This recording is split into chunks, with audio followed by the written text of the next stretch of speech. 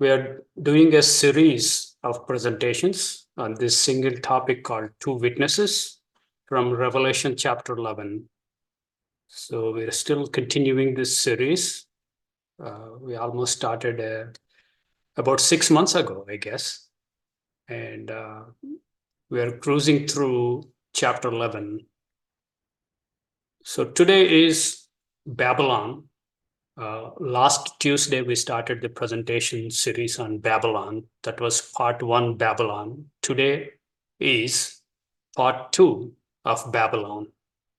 Last time, we covered Tower of Babel as a foundation, the starting point of Babylon, the rudiments and the rudimentary concepts we captured from Tower of Babel, and how God confused them with changing the languages.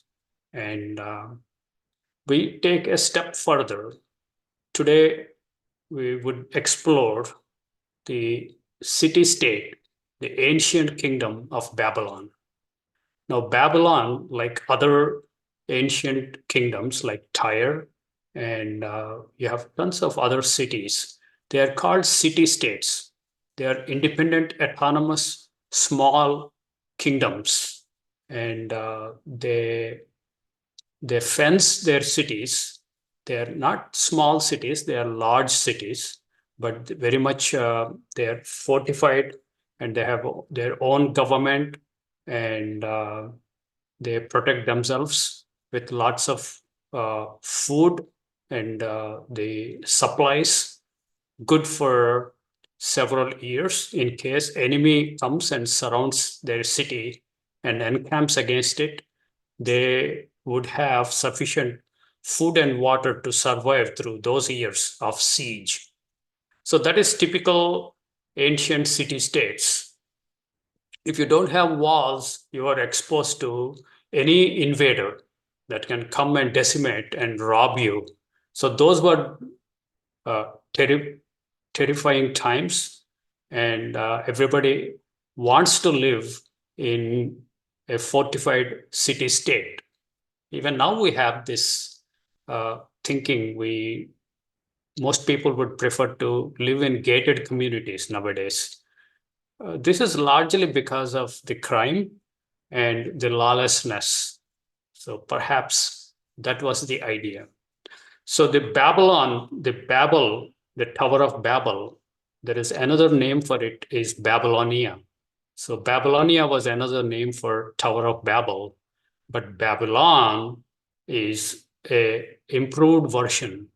Now, what God stopped from happening in Tower of Babel, now he lets it come out and resurrect itself in the form of a kingdom. So we would do it with today the basics of Kingdom of Babylon. And primarily today I would go to secular history. There are two historians. Herodotus is one historian, and Ctesias is second historian. So I would go through their writings, their accounts. Both of them personally, physically visited Babylon uh, at one point or other. So Babylon has a curve. They're raised into prominence and became a great power, and they reached their peak at some point. And this is, we are talking about 2000 years before Christ, 2000 BC. And after reaching their peak, they're kind of coming down and slowing down. And as they are coming down, at that point, we have both the historians, Herodotus and Ctesias, both visited, not at the glory, but many years after it lost its glory. It is kind of fading phase when they visited, but nevertheless, what they captured helps us to get a glimpse of Babylon. So today we will explore the ancient Babylon as a holistically, and I have two videos, short videos of YouTube. I will also play them so that we get a sense of what Babylon was. And then next Tuesday, I will focus more on Nebuchadnezzar and his Babylon. And then probably we will come back to Revelation. So the Babylon is a code word. It is used as a code hidden word in Bible. When you come to Revelation, last book of Bible, you have a Babylon. Babylon is portrayed as a woman riding a beast. Now, the Babylon in Revelation was a spiritual entity, but we have shadows of that spiritual entity back in Old Testament, right from Genesis. So we are working our way through the shadows, the physical rendition of the concept of Babylon through various kingdoms and entities in the past. And we gather as much information, as many features as possible, both from Bible as well as secular history. And then we would come and stay for a while in the Revelation, chapter 17 and 18. So Babylon is a very interesting code word that God uses in Bible. So as a diligent Bible students, we want to learn as much as we can, as much as possible, what this code word called Babylon. No wonder God calls it as a mystery. It's a mystery Babylon. It's a concealed, it's a hidden. The Greek word mystery comes, the English word mystery comes from Greek word mysterion. Mysterion, from that Greek word, a verb comes that is like muvo. Muvo is a Greek verb from which we get English word mute. So you close your mouth, that is mute, or you press mute button. What is the concept of muting? You are not speaking out. You are not explaining things. You are not revealing things. So, whichever things are not openly expressed, openly revealed, that is muted, that is mystery. That is the language of Bible. So it is largely concealed and hidden in the scriptures, but God expects us to dig the scriptures and learn, and so that these are no longer mysteries to us, but we get ourselves educated in these wonderful profound teachings from Bible. So let's launch into the presentation, and let's go to Revelation 11. We came to Revelation 7. This is the verse we are exploring. And when they shall have finished their testimony, that is, two witnesses, the beast that ascends out of the bottomless pit shall make war against them, that is, two witnesses, and shall overcome them and kill them. So we're talking about a beast government. It's a superpower. This beast comes and kills Christians all over the world.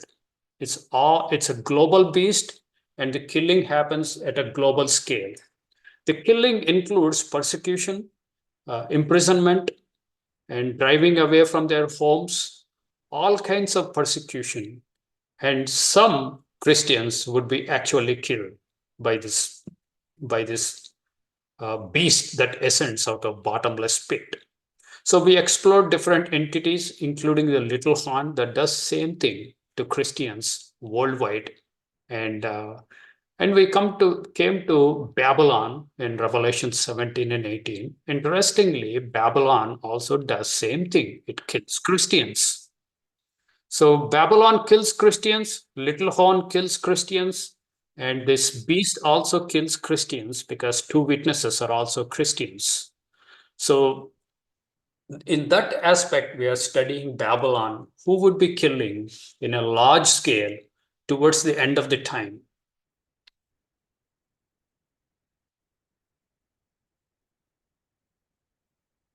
So this is the city where the two witnesses are killed and their bodies lay, and this is some beast have come and killed them. So this is the picture. From this, we went to this Revelation 17 and 18. This is Mystery Babylon.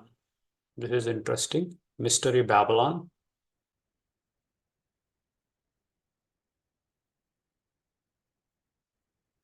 So this woman is called Mystery Babylon the Great. She is also mother of harlots, spiritual harlotry, and abominations of earth. The word abomination is like smoke in the nostrils to God. It is detestable to God. So all those things this woman is doing, she's also riding a beast. The beast has 7 heads and 10 horns and 10 crowns, and this beast is a mega superpower. The beast is a political power, and the woman is a religious power. It's a false church, it's a false religion, killing and persecuting true Christians. We also see it's a figurative metaphorical language. She is drunken with the blood of the saints, that is Christians, and martyrs of Jesus. So this is Revelation in 17 and 18. So this is what our aim to study these 2 chapters. But to lay the foundation for these 2 chapters, we went to Genesis 11 last time. So we talked about the Tower of Babel. I think it's very popular. Most people have seen some version of this. This is a tower the people have built after they came out of flood. And the vast earth is open to 8 people that came out of the ark. And God wanted them to go and spread out, multiply, and they refused to go and spread out. On the opposite, they want to stay together and build a tower and build a city. Let us make a city and build a tower, and then so that we do not scatter. So that is direct opposition to God's explicit command to them: be fruitful and multiply and replenish the whole earth. That was the command. So there is a spirit of rebellion. And also they said, let us make a name for ourselves. The word name in Hebrew language is Shem. Let us make a Shem for ourselves. Shem is an office of priest or kind of high priest, which figuratively and metaphorically represent Christ. So in reality, when we come to Revelation 17 and 18, actually this woman, what she's saying is, I don't want Christ. I will make my own Christ suitable for me. So you have 2 versions of Christ. One is true Christ, and other is fiction. So this is a departure from truth. So the whole Babylon is built on the false foundation of our own God. You make a different God according to your purposes, what suits you. And that is Babylon. And eventually Babylon would be judged. We have other images for the Babylon. It's a spiral. It goes up and up. They tried to build this tower, but God confused them with languages, and they abandoned this project, and they were forced to scatter abroad. And this is an artist imagination. This is also a pyramid-like structure. At least that's what most artists and most Bible scholars would tell us. And let's recap what we learned from Genesis 11 last time. And let us build a city and a tower. So they wanted to build a city for themselves, and also a tower, an identifying tower, a tall tower that is visible from miles and miles. And that is the symbol of greatness and majesty, and also a symbol of their pride. They chose the plain of Shinar. It's a plain, it's like Iowa or Illinois, miles and miles of plain. There's no mountains, there are no mounts. You can see as far as your eye can for miles. And it's a very fertile land and lots of crops because of the floods deposited lots of alluvial soils, and those are rich for the crops. So they have abundance of food. And then they used brick for stone and slime for mortar, both for city and tower, because there was no stone, it was a plain. And so they made bricks, they burnt bricks, and they also sun dried the bricks. And then they used slime, a kind of lime, for mortar. Mortar is much stronger and stone is much stronger. So their city and their tower was inferior quality. These are underlying concepts. An inferior building. So the Babylon is an inferior construct because they rejected authority of God. And here we learn that they said among themselves, they told themselves that let us make a name for ourselves. Name is the Hebrew word Shem. Name, figuratively, it represents authority. We don't want God telling us what to do. We will make our own God. That is the underlying concept.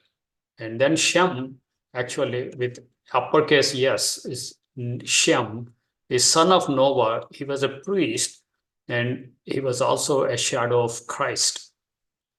So Shem, being the priest, he was telling everybody and revealing and instructing God's will and God's commands and God's instructions. That is the duty of a priest. So these guys, they don't want Shem telling them what to do. They hated Shem. So they decided to make a Shem, their own Shem for themselves. That is the root and foundation of Babylon. And indirectly, they don't want Christ. They make a Christ suitable for their own pride and lusts.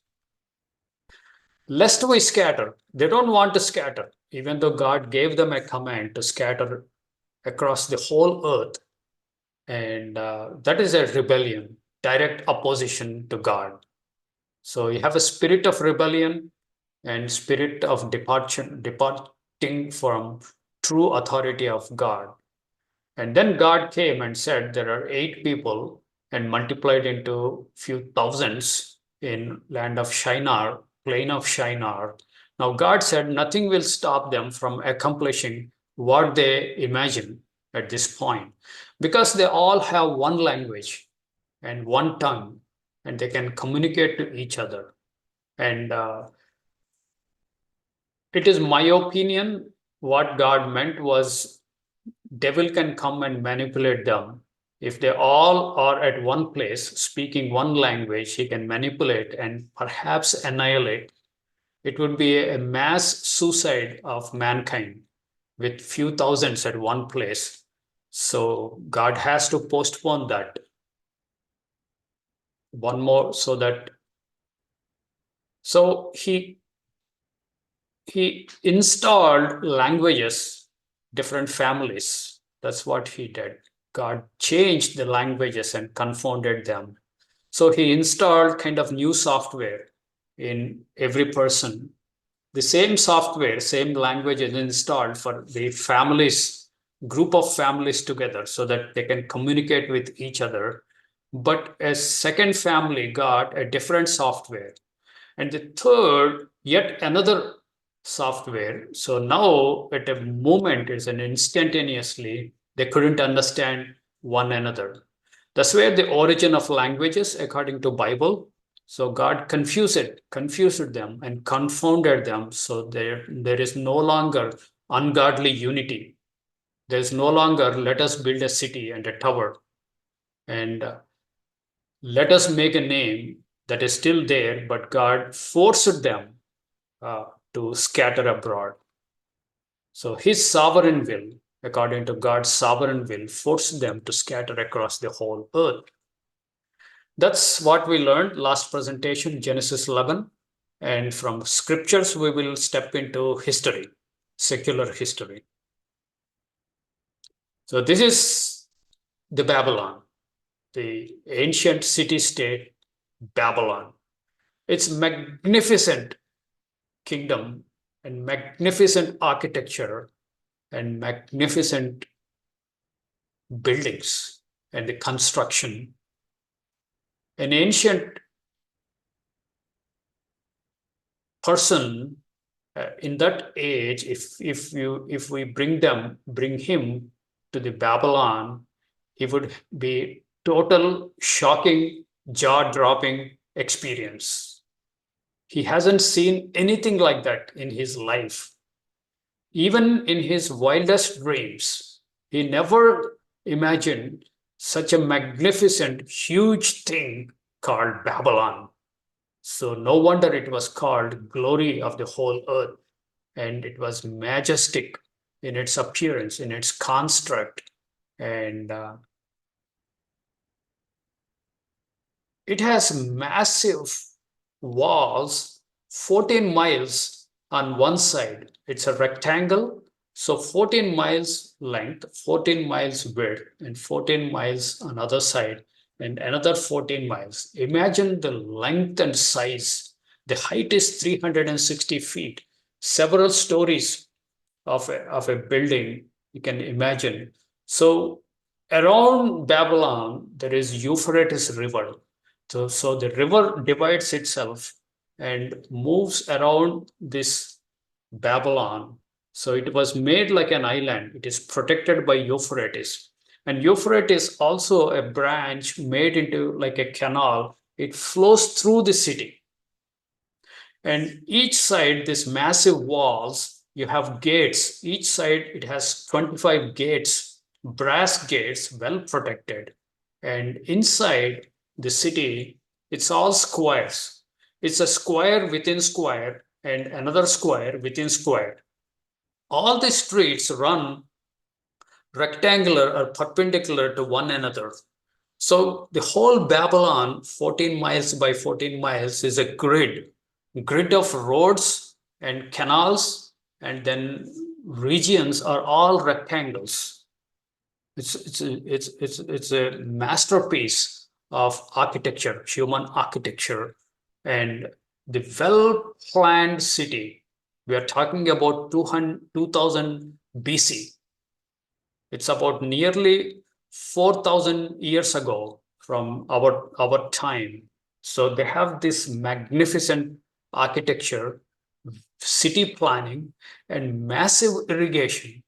And they have extensive canal systems to distribute the water of Euphrates so that they can raise crops and feed the whole population of Babylon. And they also diverted the river around the Babylon to act as a protection, the water as a protection. People cannot come on horses, elephants, mules, whatever animals, and come close to the gates or walls of the city. It is well protected by the water. So they have to stand afar off on the land, and then they have to build some boats and come near. But you have archers and the bowls with boiling lead. They will just throw anybody who will come nearer to the walls of Babylon. So the Babylon was a boasting city, a proud city, and nothing can conquer. It is unconquerable. That's what they thought, that's what they felt, that's what they boasted. So it is unconquerable city, and it is huge by the standards of that day. 14 miles by 14 miles is incredibly large city, and it inhabited so many things. They have their own religion, Babylonian religion, their own gods, and it is self-sufficient city, and it is financial capital of the world at that time. It was military capital of the world during its life, and it laid foundation for many of the modern states, and modern technological innovations were actually started in Babylon. And also, it has a mystery religion. Most of the religions, except Christianity or true Christianity, all of them find their roots in Babylonian religion. No wonder God calls it mother of harlots and mother of abominations of earth.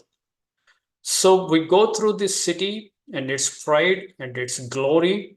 And this is very important to learn from history about this city, because later on we will come to Isaiah and Jeremiah, where God tells very interesting things. O Babylon, your broad walls would be taken down, your high towers would be destroyed. I will bring enemy to judge you.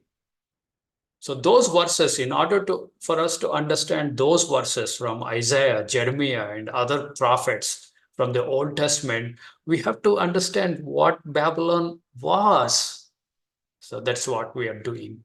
Let's see a few more pictures before we begin. And this is artistic reconstruction. It's a massive 14 miles by 14 miles and 14 miles. And it is divided into several rectangular areas like colonies, you would say subdivisions. And each subdivision is again divided by lengthwise and breadthwise. So you have series of rectangles. I wonder, like, has anybody lived in Phoenix, Arizona? I lived there.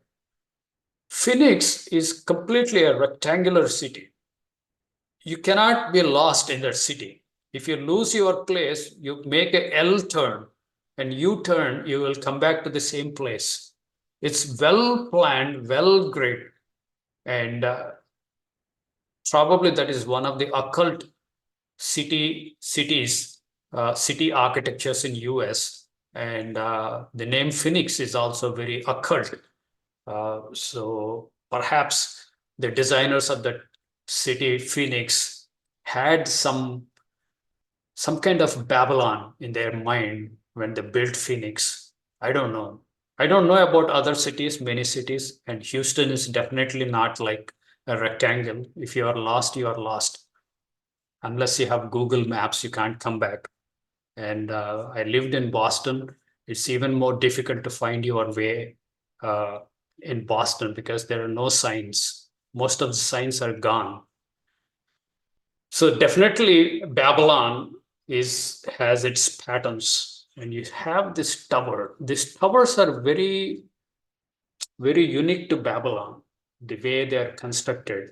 Uh, the historians believe there are several towers within Babylon. There was one or two main towers, but you have other sub-Babylonian towns, city-states around Babylon, uh, about 50 to 100 miles apart from Babylon. They also have this kind of structures. That's the reason many historians believe the Tower of Babel, which was originally intended to be built, looked like this ziggurat structure. It's a spiral staircase outward reaching to the top, and you have a temple, a pagan Babylonian temple at the top. So these are also called high places. Let's see one more.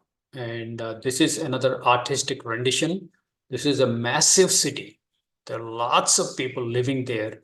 And you have Euphrates also going through the city and feeding the city. And then you have all the rectangles. So this is artistic rendition of Babylon.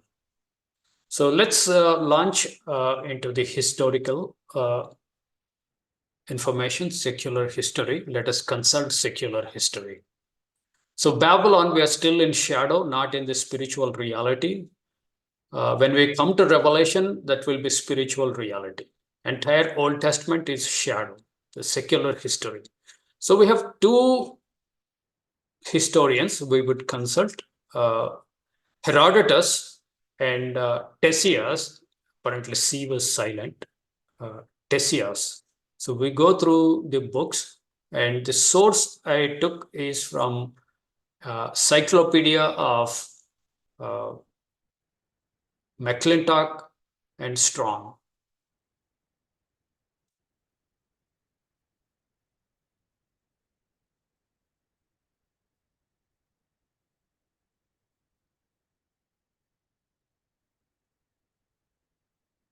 So first we will do Herodotus. According to Herodotus, this is 1178 BC to 1186 BC. So we are nearly 2000 years before Christ. According to account of Herodotus, the walls of Babylon were double. There are two walls. The outer line being 56 miles in circumference, built of a large bricks, cemented together with bitumen, and raised round the city in the form of an exact square. Exact square. Hence, they measured 14 miles long along each face. So this is what Herodotus recorded for us. It's a massive mammoth-sized walls, 14 miles. You can't really see the end of that wall from one end to the other end. The 14 miles is too long a distance, and you are in the water. What a massive fortress city it was. They were 87 feet thick and 350 feet high. Quintus Curtius says 4 horse chariots could pass each other on them without danger. So on the walls, on the top of the walls, they have 87 feet thick walls. The chariots can run along the walls. That is what he says. 4 horse chariots. So one going in the X direction, other is going in the opposite direction. So the 4 horse chariots can cross each other. It's a two-way lane can be easily formed at the top of the walls. And it's 350 feet high. The city was entered by 25 gates on each side. Wow, that's massive and made of solid brass. It's very strong and additionally strengthened by 250 towers. They have watchtowers above the gates, so placed that between every two gates were 4 towers. So they were guarded all through, and 4 additional ones at the 4 corners. So it is heavily fortified and watched over. From all the gates proceeded streets running in straight lines, each street being nearly 15 miles in length, 50 in number, and crossing each other at right angles. See the magnificent city planning. Again, it reminds me of Phoenix, having lived there. The other minor divisions occurred. The whole city contained 676 squares, each about 2 miles and a quarter in circumference. Herodotus appears to imply that this whole space was covered with houses, which he observes were frequently 3 or 4 stories high. So you have 3 or 4 stories high. The technology was already there 2000 years before Christ. So I wonder about 676 squares. Somebody can do research on Phoenix if they have total squares of 676. Let's continue with Herodotus. The river ran, this is Euphrates, a branch of Euphrates, artificially made. The river ran through the city from north to south. On each side was a quay. Quay is some kind of a stepped down beach kind of thing. It's not a sand beach, but it is the land that touches the banks of the river, but you have steps going down to the water. So it's a quay of the same thickness as the walls of the city and 100 stadia in length. In these quays were gates of brass, and from each of them steps descending into river. A bridge was thrown across the river. So you have bridges also, but there was a major bridge. Both the historians tell us of the bridge of great beauty and admirable contrivance, a furlong in length and 30 feet in breadth. As the Euphrates overflows during the summer months through the melting of the snow on the mountains of Armenia, 2 canals were cut to turn the course of the waters into the river Tigris, and vast artificial embankments were raised on each side of the river. Here is the civil engineering magnificence. In the summer, when you have lots of water in the Euphrates, they don't want city to be flooded. So they have built embankments to divert the water the rushing waters of Euphrates into other rivers during the summer, and in the winter they can let the water go through, uh, taking away the diversion embankments. So they have good control of the water in the Euphrates. On the western side of the city, an immense lake, 40 miles square. So even the lake was like a square, 40 miles square. They have excavated to the depth, according to Herodotus, of 35 feet depth. And into this lake, the river was turned. So river was diverted till the work was completed. So that's how they constructed. So whole the Euphrates was diverted into a huge lake that was dug out beforehand, so that it fed into this lake while they were building and raising the walls of Babylon. And into this lake the river was turned till the work was completed. At each end of the bridge was a palace. So you have a bridge on the canal, the Euphrates within the town, and at each end of the bridge there was a palace.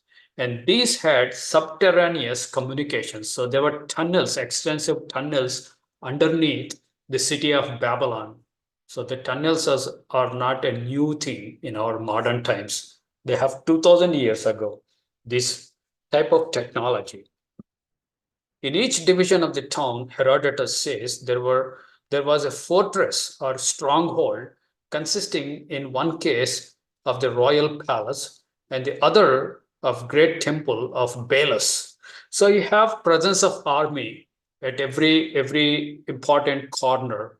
So they have the armed forces stationed and distributed across the whole Babylon to watch out and quell if there is any rebellion or any foreign armies somehow infiltrated there, they can take care of that. So the forces were distributed. And there was also a great temple of Belus. Belus is a derivative of Baal. Baal is a very generic name, and each culture absorbs Baal and they slightly modify it. Babylonians call it as Belus. Belus. For example, in India, Hindus, they also adopted Baal. They call him Balaji. Isn't it interesting? Several cultures have their own version of Baal. This last was a species of pyramid composed of 8 square towers placed one above other. So they have a pyramid-like structure that is probably Temple of Belus. The dimensions of basement tower being a state are above 200 yards each way. So they have massive temples. Actually, a pyramid-like structure is built, and at the top you have a Temple of Belus. That is the pattern, at least, that was observed and recorded for us by historians. Let's continue. The height of the temple is not mentioned by Herodotus. A winding ascent, it's a spiral which passes round all the towers, led to the summit at the top, on which was placed a spacious ark or chapel. So you have like some kind of box and containing no statue, but regarded by natives as the habitation of God. So they have their own strange religion and gods, and they have pantheon of gods. Actually, they have series and suite of gods and goddesses, and some are not 100% human form. You have half animal and half human forms. They have lots of hybrid and very innovative in their religion and gods.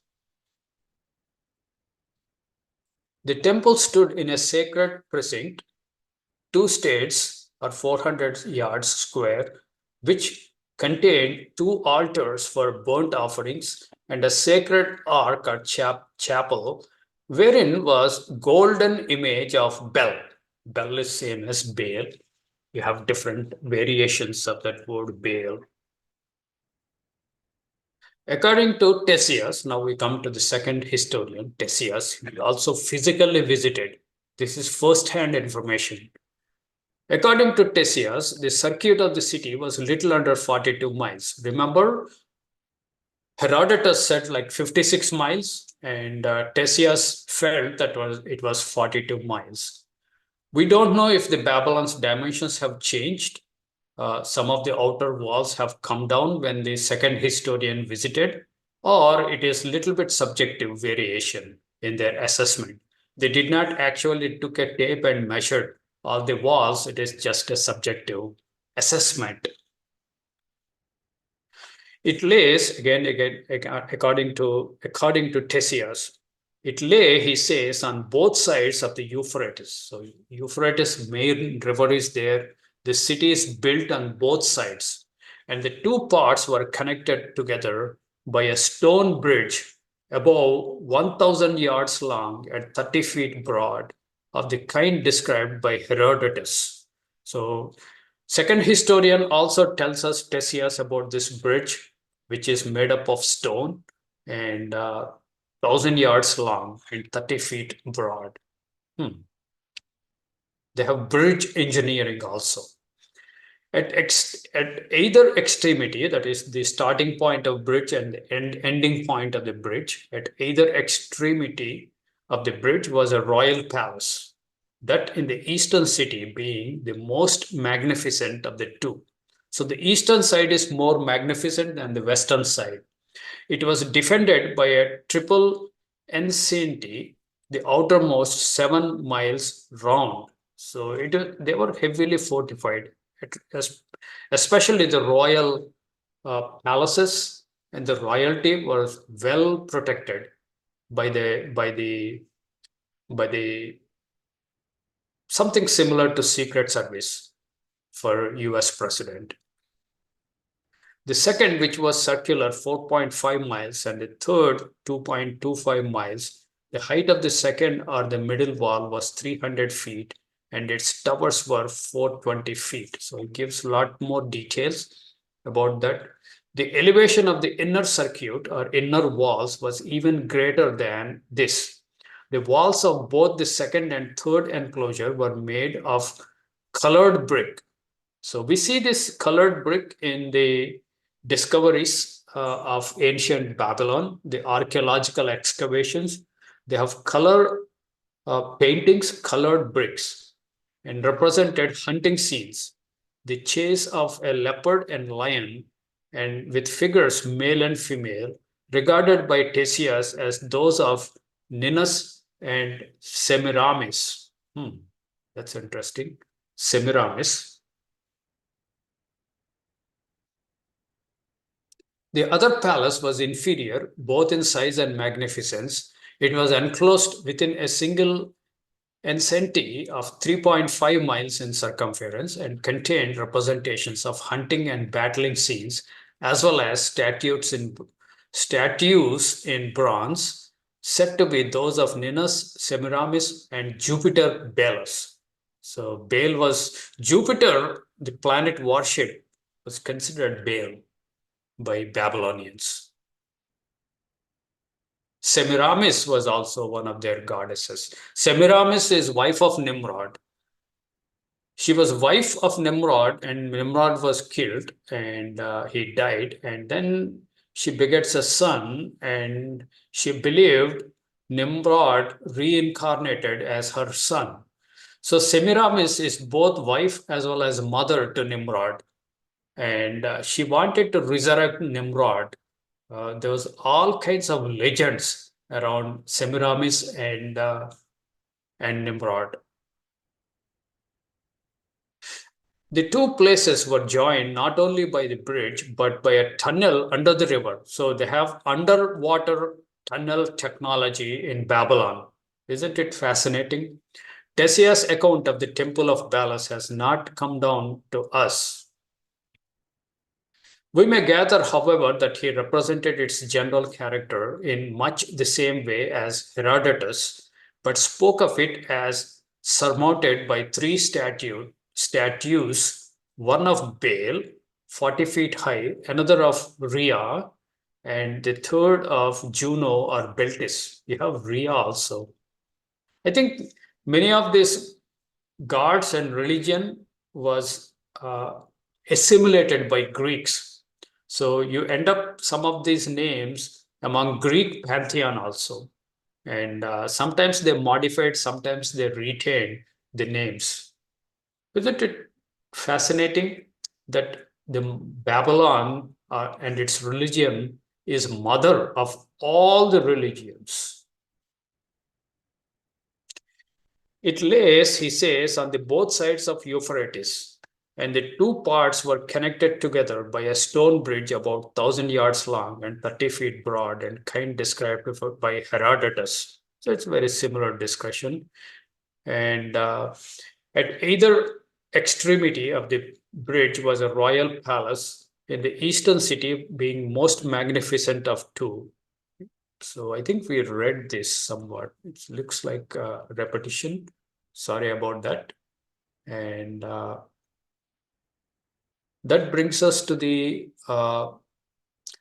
end of the main presentation. But I want to play two videos, very short.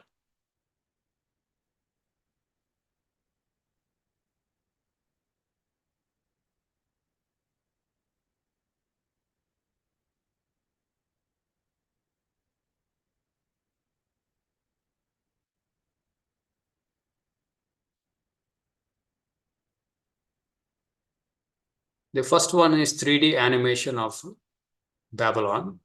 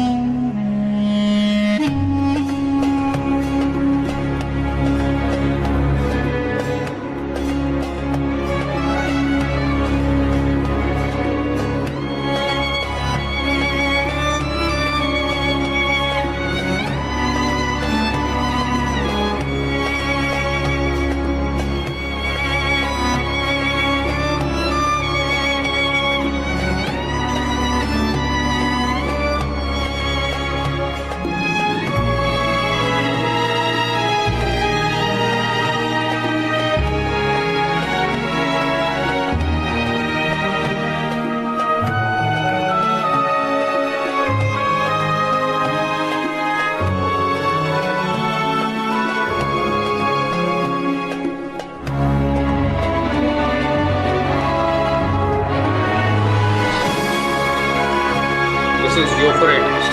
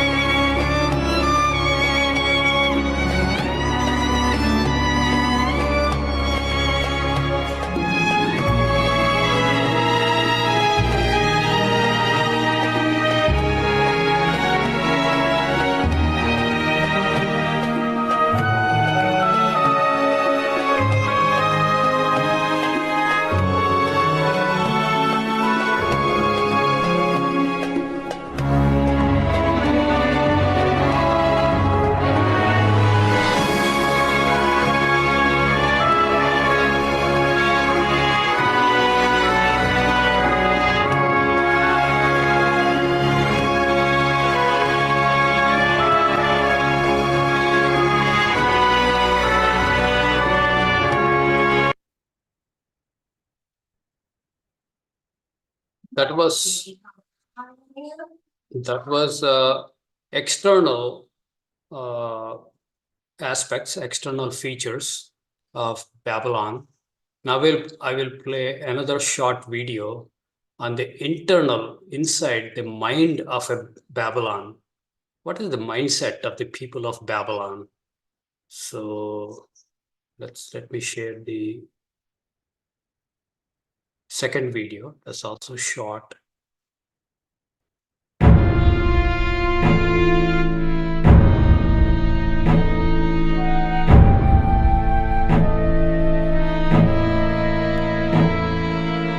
This dragon here, called a mushkhushu, is about 2,500 years old, and it comes from Nebuchadnezzar's capital city, Babylon, in the middle of ancient Iraq.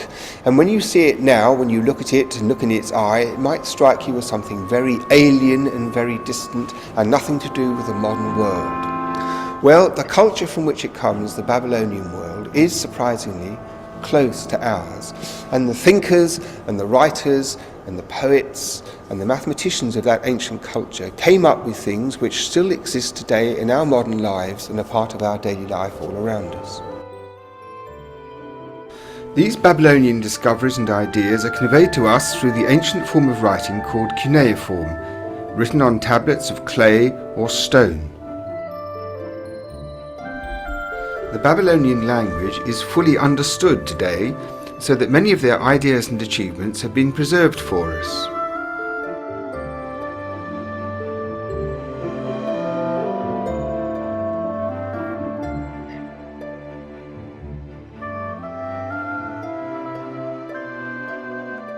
Great engineers have come up with very ingenious machinery to measure the passage of time. And one of the interesting things about the ancient Babylonians was that they had a mathematical system based on 60, not on 10 like we do today. And one consequence of this is the fact that our own time division of the minute and the hour into 60th parts is a direct inheritance of a principle which goes back to ancient Babylon. And it's come down to us somehow through the Greeks, who looked at Babylonian ideas, incorporated them into their own work, and maintained this 60 figure as a central calculating device. And that is why everyone who has a watch on their wrist or a clock on their kitchen wall is somehow perpetuating the work of these ancient Babylonian thinkers.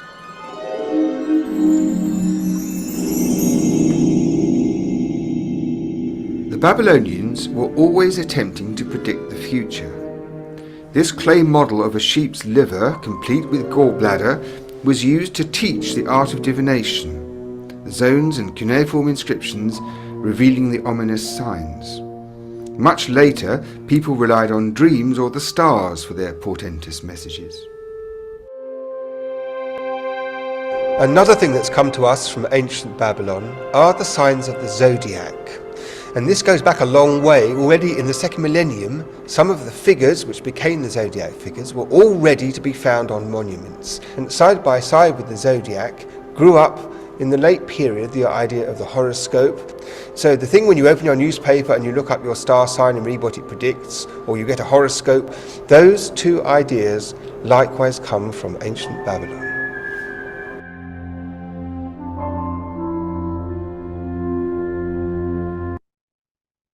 That brings us to the end of the presentation. Now we are opening the room for discussion, comments, and your insight. Yes, Alan. Oh yeah, being dismayed at the signs in the heavens. As he was just there talking about the horoscope, the zodiac likely having originated there. And you talked about the god of Jupiter, I think, with Baal. If we go over to Jeremiah,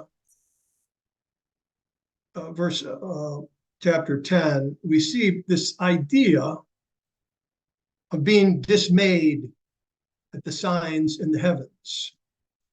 Because I think all the ancient cultures who didn't understand solar eclipses were wondering, is this an ominous sign that the gods are going to somehow mete out some kind of judgment. I mean, this is what I've heard in the past. Is it really true? Well, they were definitely mystified by the motions of the sun and moon and the planets, because the planets move differently than the stars. And that was one of the biggest mysteries for ancient astronomers. Why do all the stars move in the same pattern? Winter, they all shift at the same time to summer, and they shift back and forth in unison, but the planets do not. They shift differently, and they run a different course with a different timing. So all this was considered to be the signs in the heavens. So in Jeremiah chapter 10, verse 1 and 2. Do you want to go there? Yeah, that would be good. It's just when you were talking earlier about Jupiter, it struck me about this phrase, being dismayed at the signs in the heavens, and why people would be dismayed.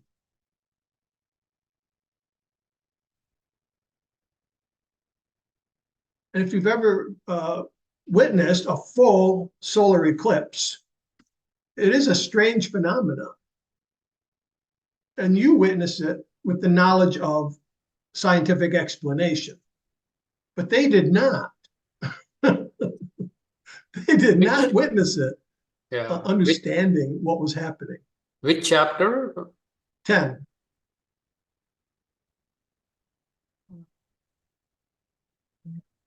Hear ye the word of the Lord speaks unto you, O house of Israel. Thus saith the Lord. Learn not the way of the heathen. The way. Which way is the way of the heathen? It's the way of the Babylonian system, for sure. Yeah. Wow. And many other definitions of different ways that point back to that system. And be not dismayed at the signs in heaven, of heaven. The heathen are dismayed at them. So this is just a phrase that came out of my memory when you were talking about Jupiter, the god Jupiter, which was highly esteemed, because you yourself know how bright Jupiter can come out in the sky at different times of year, and it was highly esteemed by them to represent divine power, one that was to be feared, one that could bless you, one that would have all the characteristics of an ancient god. So this is one thing that I'm sure ancient Babylon was guilty of. As you know, at the time of Jeremiah, Daniel is getting ready to go in. The first siege on Jerusalem is coming. And Jeremiah spent most of his ministry as a prophet warning about that. A most hated man he was. It was a terrible thing. But when they punished him and put him in the slime pit, the moat is what they think. But anyway, I just wanted to make that. Thank you. Good reference. The astrology and watching the stars was definitely Babylonian, and God is warning, don't be dismayed. Any other comments, any other insight you have with the presentation, any disagreements?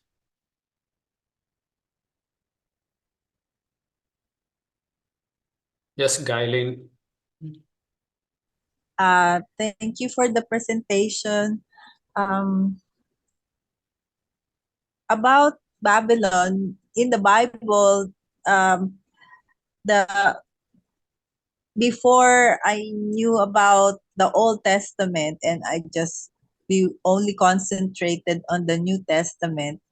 Every Christmas time, or because in the Philippines, January, the first Sunday of January is the Three Kings. So we would all go, okay, where did these three kings come from? How come they know about Christ?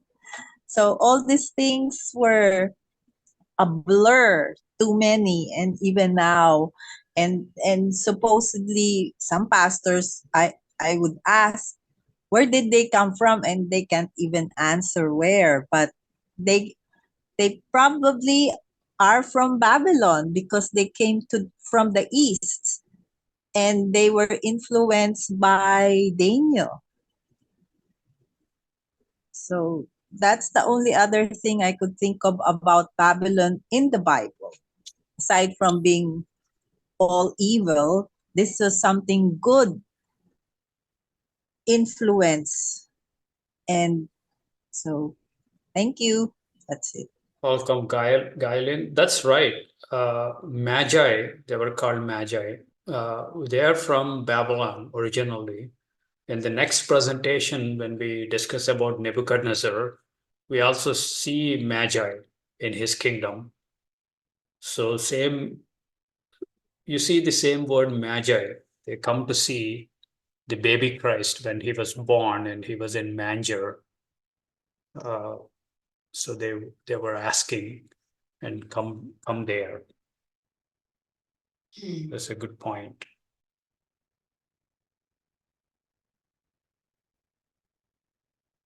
Yes, Tom. What about the Hanging Gardens of Babylon? It is believed to be during Nebuchadnezzar's time. Uh, before Nebuchadnezzar brought it to its prime, to its peak, there were other kings preceded him. So they laid the foundation, but Nebuchadnezzar's wife, she always wanted gardens. She loved gardens. So he spent lots of money, lots of efforts to build gardens. And she wanted to see her probably from her bedroom all the time. So he raised structures and then put the dirt in the on the top of the walls or embankments, and then he fed waters somehow through those gardens. And then for a person from outside, perhaps from Euphrates River outside of Babylon, they can still see these humongous trees, but they appear to be upside down because they grow and bend forward, and from a distance they appear that they are hanging from the top of these walls or top of these mounds. So from the mounds they were hanging down. That's where we get Hanging Gardens of Babylon, and it was designated to be one of the eight wonders of the ancient world. We will touch upon that next presentation, uh, the Hanging Gardens of Babylon. Why would the trees be bent down? Sorry, can you I said, repeat? why would the trees be bent down? They don't bend down, they appear like that. It's an illusion because you don't see the root of the tree because it was all covered. At least that's what I was reading from these historians and their accounts. Uh, and and they grow in some direction, perhaps wherever there is light source is coming, they tend to bend, and Mm. that bend is causing an illusion that they are upside down kind of thing. You see the branches and the edge of the leaves, they're below the bottom of the tree. The bottom seems to be at a greater elevation than the branches. It's an illusion, it's not real. From the vantage point of view of an observer from outside of Babylon city. So they were very tall, raised beds. The first raised beds, huh? Kind of, yes. Several of things we can trace back to Babylon. You're right.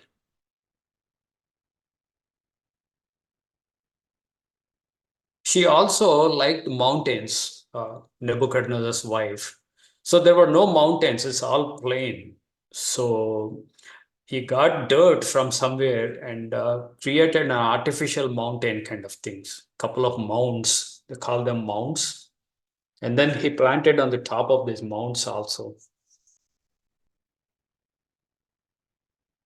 He must not have had a lot of other things to do, huh? Yeah, the queens are important. What queen says.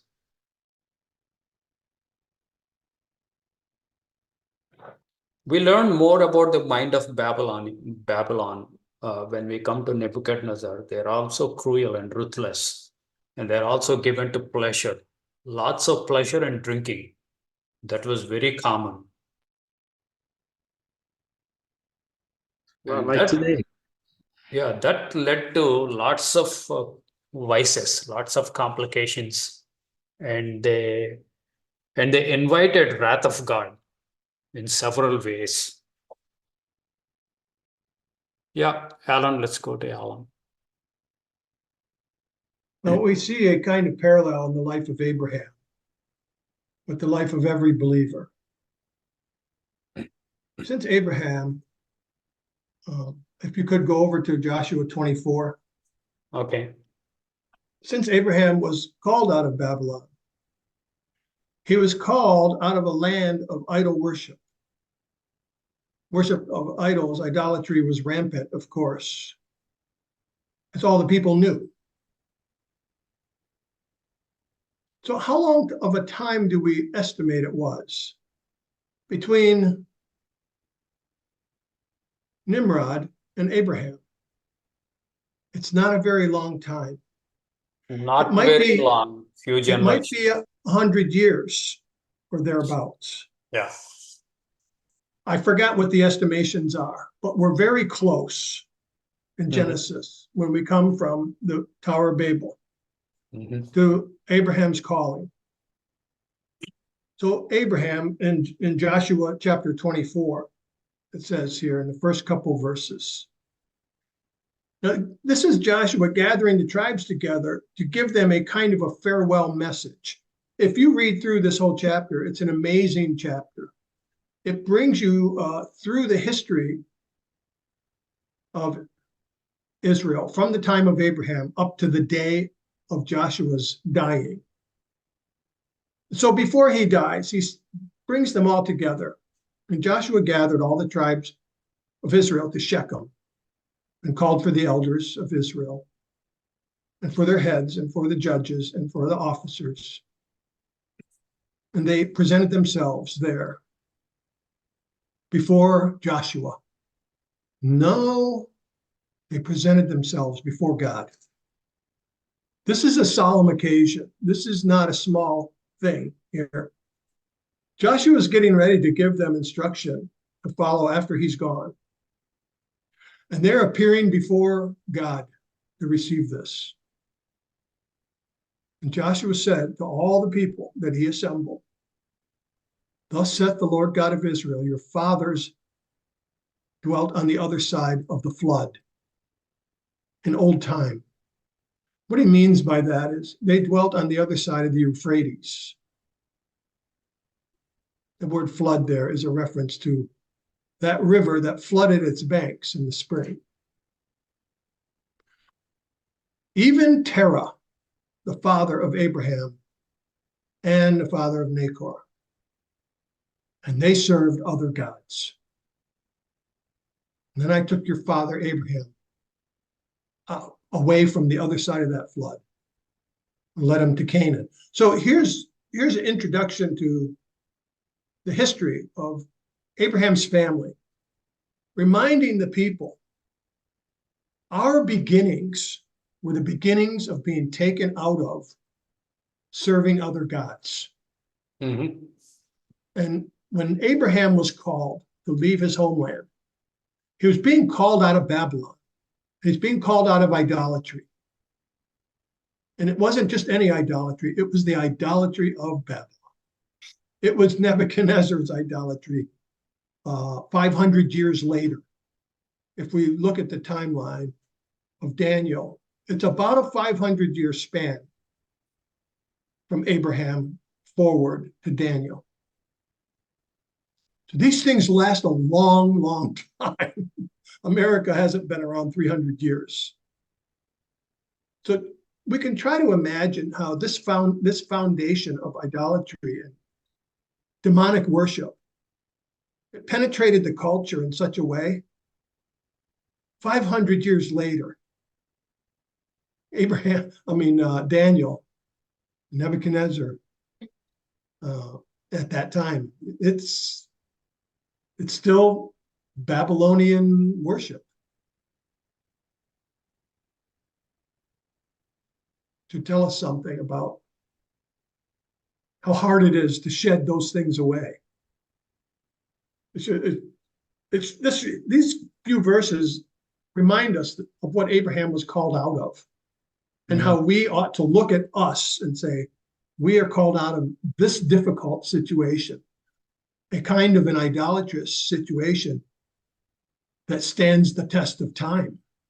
It is not easily removed, but it hangs around forever, even until Revelation 18. So that's all I got to say about that.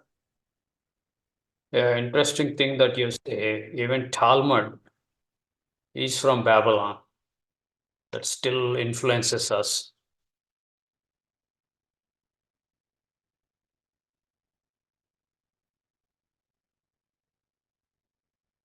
I have another interesting story to share with. This is from Two Babylons, a book, Two Babylons, written by Alexander Hislop.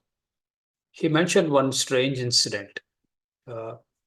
Indian army, when they were still under British rule, this is sometime around 1800s or early 1900s, they were fighting in Middle East under the banner of United Nations peacekeeping force.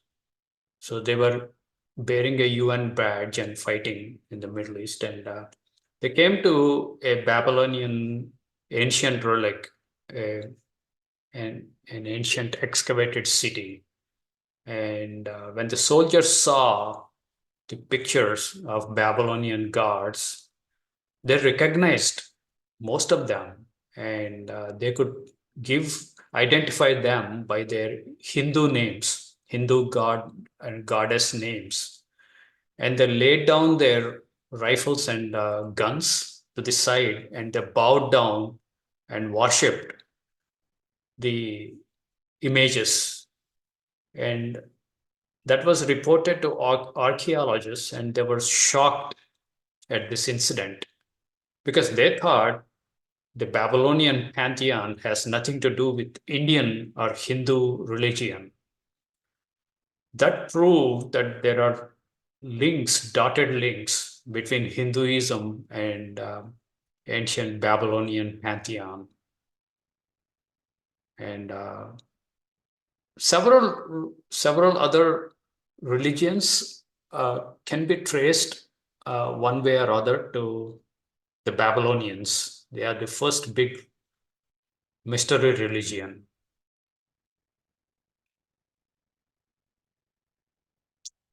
In the email that Don sent out, the invitation email, I gave a bunch of scriptures in the Old Testament that deal with Babylon. Isaiah 13 and 14. Please go through at your convenience, those scriptures. I want to go through each of those scriptures and build a case for Babylon.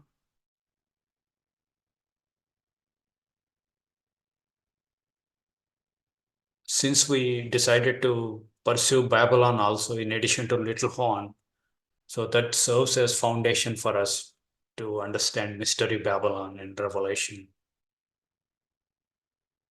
Yeah. You probably mentioned this, and you're probably building your foundation before you get into the Revelation with Babylon. When you said what comes to mind when you think of Babylon, of course, those scriptures are the first that come up in my mind. Is where Babylon is fallen, that great one, this great city in Revelation 14, and then Revelation 18 goes through the fall of Babylon and how the world mourns Babylon's fall, and the merchants of the earth will weep and mourn. You probably covered some of that at some point. I have missed out on some of the studies.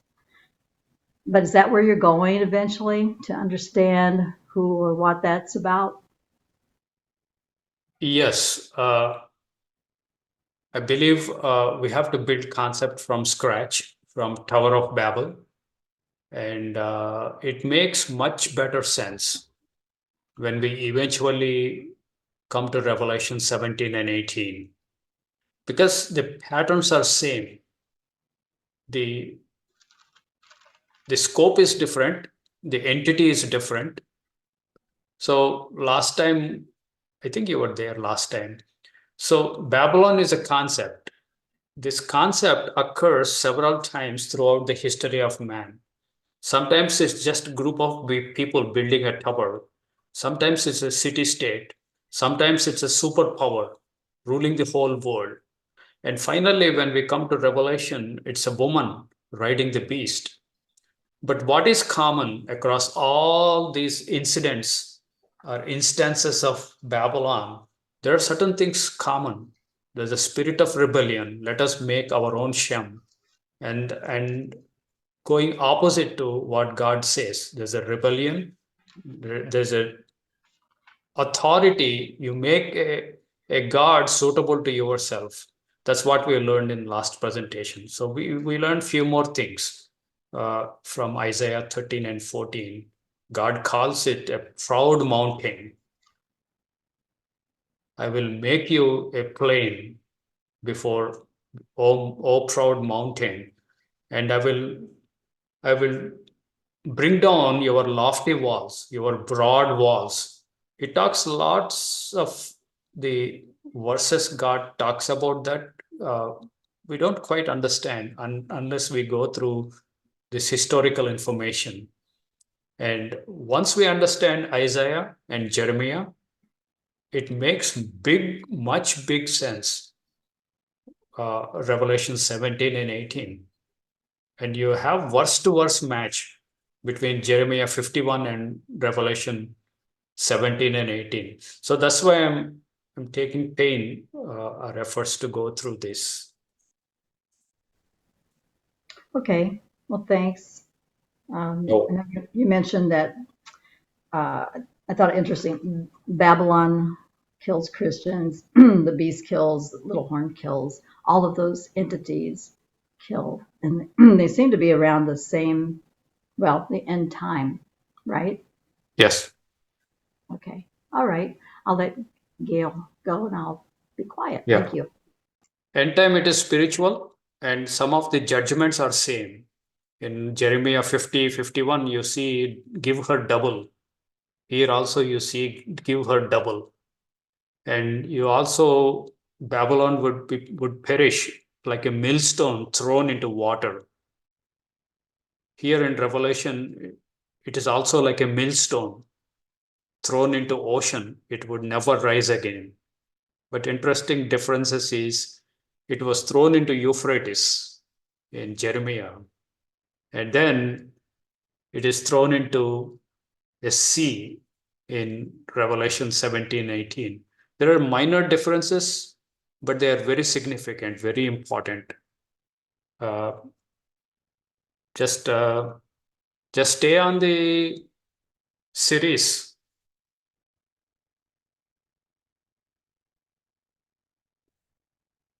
Yes, Gailen. Um, when you were describing or about Babylon and its square, it reminded me like it's copying the New Jerusalem coming because it's a cube, and then it's also huge. So just sort of like what heaven is versus what man and the demons want to create on earth. You made several interesting points, Gaileen. One, you said it looks like New Jerusalem, beautiful and magnificent. That is true. It's a competing fake imitation of what God does. That's Babylon. We see that more when we come to Revelation chapter 18. It looks to be like Christ, but it is not Christ. We come back to that foundational verse, let us make a Shem for our own selves. So it's presenting another Christ, another spirit, and another gospel. It's a cheap fake imitation. Do you have fake jewelry in Philippines? Do they sell Of fake jewelry? course. Yeah, yeah, Of course. yeah. It's like that. So next presentation would also be secular history. We would explore Nebuchadnezzar's time, Babylon, and then we will shift to Isaiah and Jeremiah. Those are two primary books that we would refer and build shadow concepts for Babylon. And then after we fully vet Old Testament scriptures, then we come to Revelation and make sense of this mystery woman, this killer woman that kills Christians all over the world.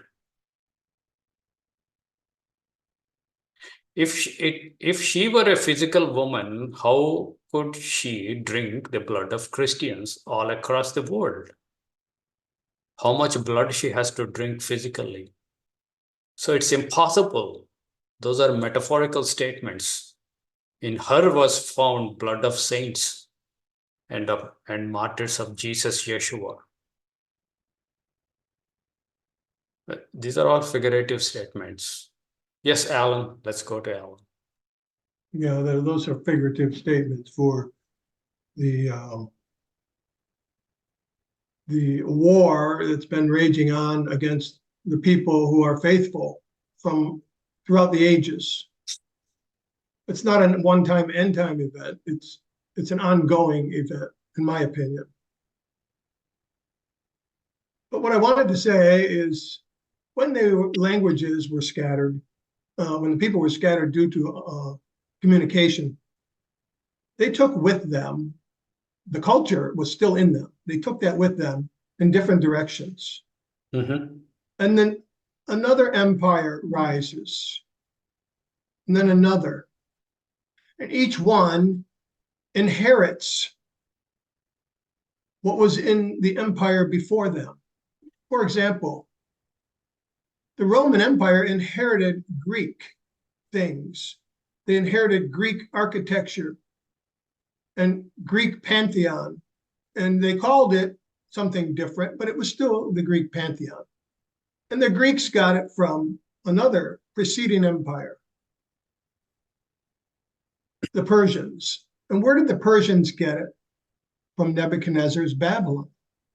And on it goes. So it should make sense to us that the essence of Babylon from Nimrod has penetrated throughout the millennia. And it's come down through the millennia into every succeeding culture in different forms with variations and modifications. Yeah. But the core essence of it is the rejection of the one true God and the creation of your own God. So what happened in the day of Nimrod happens again and again with each succeeding empire, even into the end of the age. That's one pattern that we can expect as we look around and we see the idols of our day and the trappings of our day and the allure of the lusts of the eyes and the lust of the flesh of our day.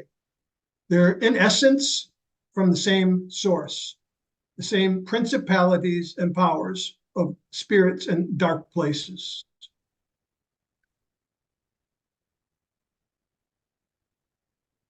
And that's all I got to say about that. Yeah, Revelation 17 and 18 tells us it has become habitation of every unclean and hated bird and every false spirit.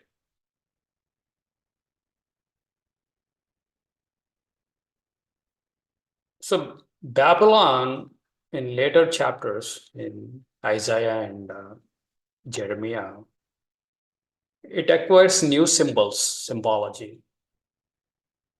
It becomes a mountain, and also it becomes a tree of Babylon, and a mountain of Babylon, a proud mountain. And then it also becomes a woman in Revelation.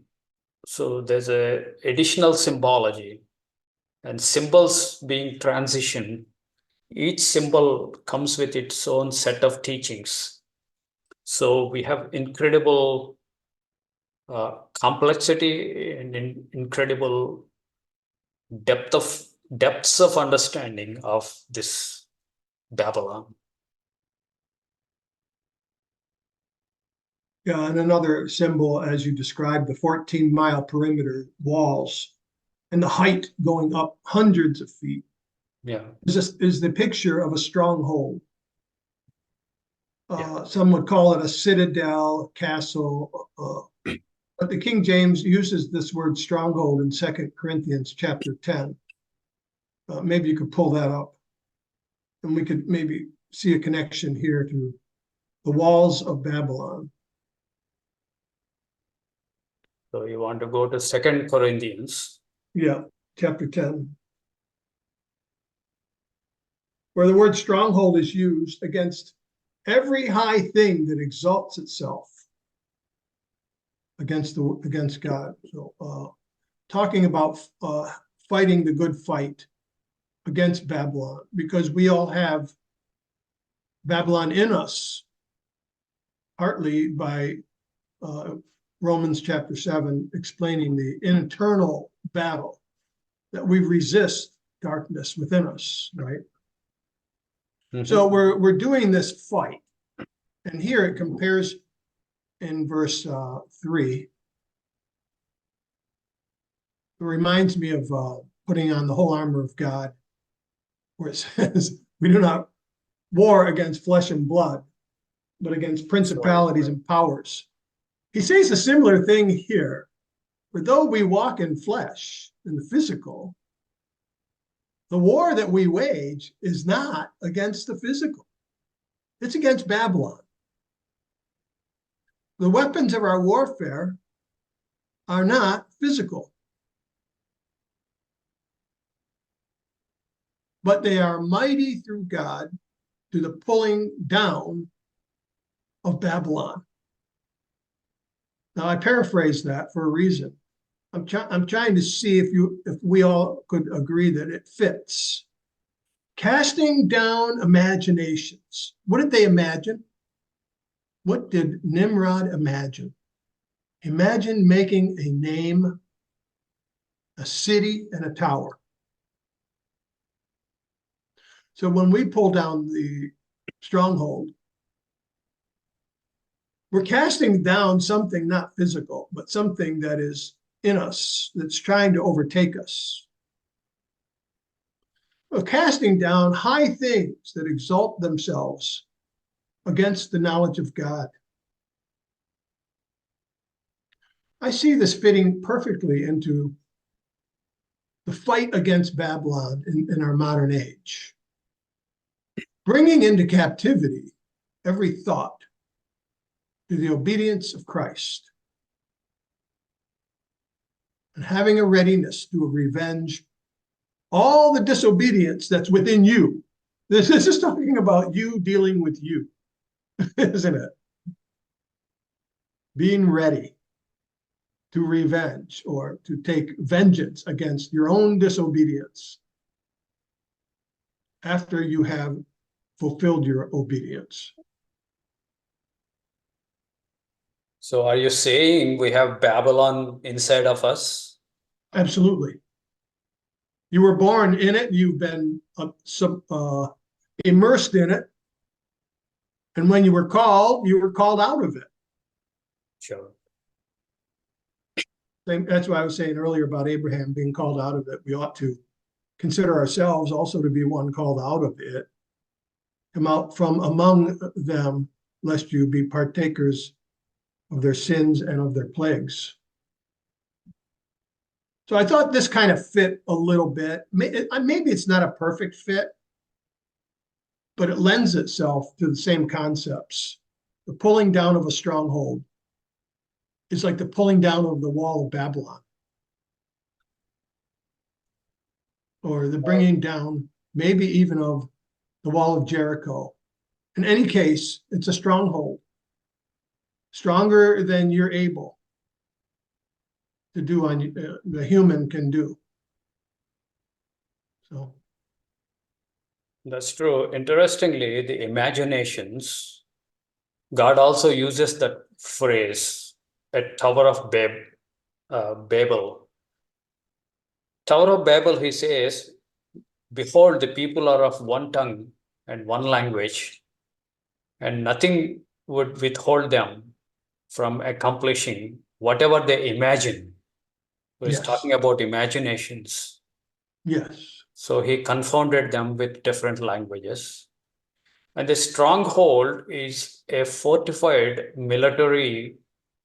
uh, military camp surrounding and protecting something. That's the idea of stronghold. yep, And you have high places also here. The high place is like your ziggurat. It's a high place. So we were told to pull down high places and destroy the strongholds and cast down imaginations. This is spiritual warfare against Babylon, against spiritual Babylon. yes, including every thought, Yeah, that's a tall thing. controlling your thoughts to bring them in alignment with the will of Christ.